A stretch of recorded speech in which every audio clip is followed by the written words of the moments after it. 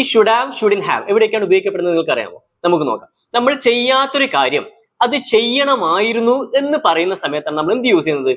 Should have use ചെയ്യുന്നത്. അതായത് നമ്മൾ അത് ചെയ്യാത്തതിൽ ഇപ്പോൾ ഖേദിക്കുന്നു എന്ന അർത്ഥത്തിൽ. For example, I should have studied harder.